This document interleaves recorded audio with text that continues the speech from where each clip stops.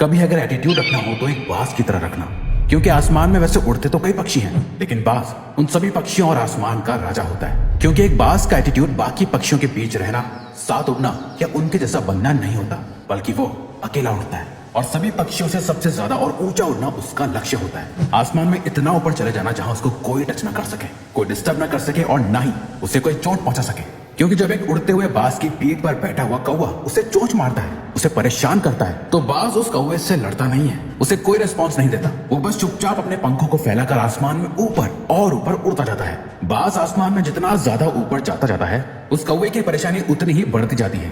वो ऊंचे आसमान में सांस नहीं ले पाता और ऑक्सीजन की कमी की वजह से वो कौवा बेहोश होकर अपने आप गिर जाता है और बाज उस कौवे की चोट से होने वाले दर्द से मुक्त हो जाता है। दोस्तों, हमारी जिंदगी भी कुछ ऐसी ही है।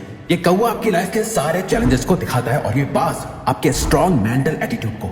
एक बाज ही की तरह जिंदगी के आसमान में मुश्किलों के बादलों को अपने पंखों से चीरते हुए ऊंचा उड़ना सीखो, ताकि आपके ये सारे चैलेंजेस अपने आप ही गायब हो जाए। जब लोग आपको ताने कसे तो उससे और ऊपर उड़ जाओ। जब लाइफ आपको सामने से चैलेंज करे उससे और ऊपर उड़ जाओ। जब आपको जिंदगी की एक के बाद एक प्रॉब्लम्स तोड़ के रखते और ऊपर उड़ जाओ। एक बाज की असली पावर उसके पंखों में है। अगर वो अपने पंखों को नहीं खोलेगा तो उड़ नहीं पाएगा। वैसे अगर आप अपने माइंड को ओपन नहीं रखोगे सीखने के लिए, इंप्रूव होने के लिए, स्ट्रांग होने के लिए, तो आप कभी नहीं उड़ पाओगे।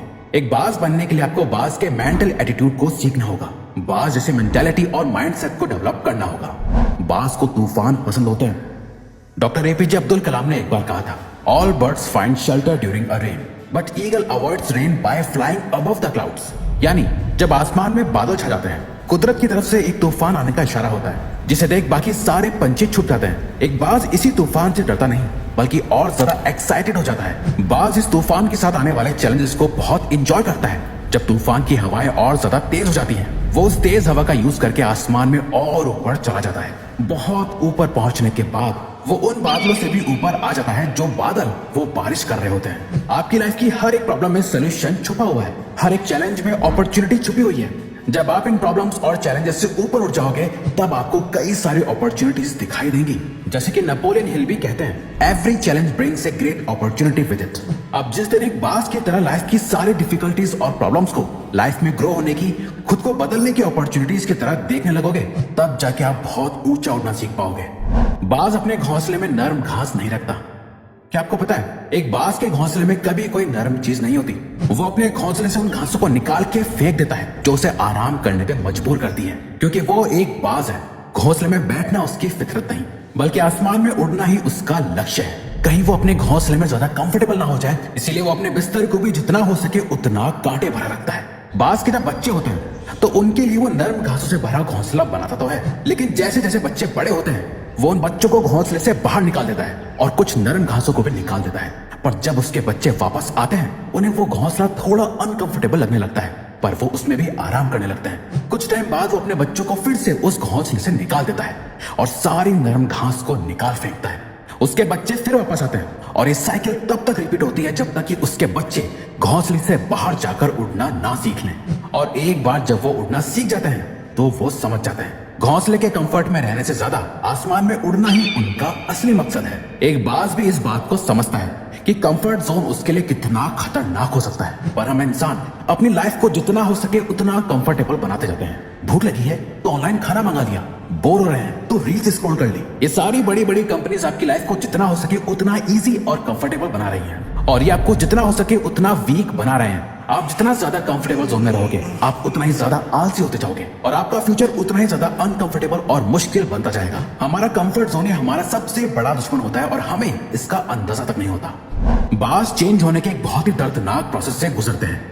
बाज का अपनी स्पीशीज यानी पक्षियों में सबसे लंबा लाइफ स्पैन और उम्र होती है, जो कि 70 साल तक जिंदा रह सकता है। लेकिन इसी एज तक पहुंचने के लिए उन्हें एक बहुत ही पेनफुल और दर्दनाक प्रोसेस से गुजरना होता है, जो एक तरह से उन्हें एक दूसरी जिंदगी देता है। 40 की उम्र तक आते आते एक बाज के लंबे और नुकीले नाखून कमजोर हो चुके होते हैं, जिससे वो अपने शिकार को पकड़ नहीं पाते। उसकी नुकीली चोंच अब मुड़ चुकी होती है, उसके पुराने सारे पर उसकी छाती से चिपक जाते हैं, जिससे उससे उड़ने में बहुत दिक्कत आती है। अब बाज को एक चॉइस लेनी होती है, या तो वो ऐसे ही मर जाए या फिर अपने आप को एक पेनफुल प्रोसेस से गुजार कर बदला जाए, जिसे करने के लिए वो अपने घोंसले में जाता है और अपनी चोंच को तब तक पत्थर पे जोर जोर से मारता है जब तक कि वो टूट नहीं जाती। फिर वो अपनी चोंच के दोबारा बड़े होने का इंतजार करता है और चोंच ग्रो होने के बाद उस चोंच का यूज करके अपने नाखून उखाड़ देता है और उनका दोबारा ग्रो होने का इंतजार करता है। जब ये हो जाता है उसके बाद वो अपनी चोंच और पंजों से अपने पंखों में से मोटे मोटे फेदर्स यानी पंखों को तोड़कर निकाल देता है और सिर्फ हल्के फेदर्स को रखता है। इसके बाद बाज अपने रिबर्थ की सबसे पहली उड़ान भरता है और खुद को जीने के 30 और साल दे देता है। बाज अकेला ही क्यों उड़ता है? एक बाज बाकी सारे पंछियों में सबसे ऊंचा उड़ता है, जिसके लेवल को कोई दूसरा पंछी टच नहीं कर सकता। बाज ये मानता है कि वो बाकी सभी पंछियों में सबसे सुप्रीम यानी ऊंची श्रेणी का है, इसीलिए वो हमेशा अकेले ही उड़ना पसंद करता है। एक बाज कभी किसी चिड़िया, कबूतर या कौवे के साथ नहीं उड़ता, या तो वो बाकी बाज के साथ उड़ेगा या फिर अकेले, पर कभी किसी छोटे मोटे पंछी के साथ नहीं रहता। अगर हम सभी पंछी हैं और आपको सभी पंछियों से बेहतर और सुप्रीम बनना है तो आपको अपने आसपास के सभी छोटे मोटे पंछियों यानी छोटी सोच और कम एबिलिटी वाले के साथ नहीं, उनसे ऊंचा उड़ना सीखो। अगर आप लाइफ में कुछ बड़ा करना चाहते हो तो उन लोगों से दूर जाना होगा जिनकी सोच ही छोटी है, जो कभी कुछ बड़ा सोच ही नहीं सकते। जो लोग आसमान में ऊंचा नहीं उड़ना चाहते वो आपको भी जमीन पर ही रखेंगे, बेशक आप अकेले क्यों ना पड़ जाओ। अगर आप ऊंचा उड़ना चाहते हो तो आपको उन लोगों से ऊपर उठना पड़ेगा जो लोग खुद तो नीचे ही रहते हैं और आपको भी ऊंचा उड़ता हुआ नहीं देखना चाहते। एक बाज की तरह स्ट्रॉन्ग विजन डेवलप करो। एक बाज अपने शिकार को 5 किलोमीटर दूर से ही देख लेता है और जब वो अपने टारगेट को लॉक कर लेता है, जब उसका गोल एकदम क्लियर हो जाता है, फिर उससे फर्क नहीं पड़ता कि रास्ते में क्या है, कितने पेड़ हैं, कितने लोग हैं, वो शिकार कितना खतरनाक हो सकता है, वहां तक पहुंचना कितना मुश्किल है।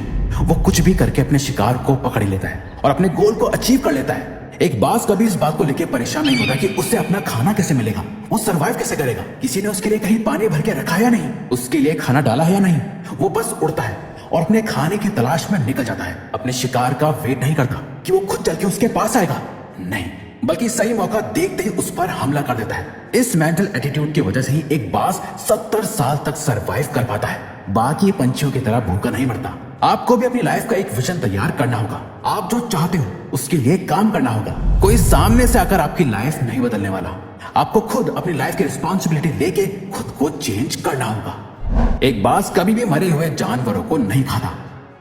एक बाज कभी मरे हुए जानवर को नहीं खाता, वो हमेशा अपने लिए एक फ्रेश शिकार करता है। बाज का ये माइंडसेट हमें सिखाता है कि हमारा पास्ट हमारे लिए मर चुका है, पास्ट में हुई सभी चीजें जा चुकी हैं, आपके हाथ में बस आपका आज है। आपका पास्ट एक ऐसी जगह है जहां आपने अपने पुराने वर्जन को गाड़ रखा है। हो सकता है आपने पास्ट में बहुत कुछ बुरा किया हो या बहुत ज्यादा अच्छा, जिसके बारे में सोच सोचकर आप अपने अंदर अलग अलग इमोशंस डेवलप कर रहे हो। ये आपको अंदर से खोखला बना रहा है। अगर आप बार बार अपने पास्ट में झांकते रहोगे तो आप प्रेजेंट यानी आज और अभी में कैसे जी पाओगे? प्रेजेंट में जहां आप अपने फ्यूचर को क्रिएट कर रहे हो, अपने बेस्ट वर्जन को डेवलप कर रहे हो, उस पर फोकस करो। अगर बाज से कोई शिकार मिस हो जाए, उससे बच के निकल जाए, तो क्या वो इस बात के लिए रोता है, दुख मनाता है और इस गम में भूखा रहता है कि वो शिकार नहीं कर पाया? नहीं, बल्कि वो फौरन अपने अगले शिकार को ढूंढने निकल जाता है। आप भी एक बाज बनो, अपने पास्ट को दफना दो और अपने प्रेजेंट में जीकर अपने फ्यूचर को क्रिएट करो। अब अगर आपको ये वीडियो अच्छी लगी तो वीडियो को लाइक और चैनल को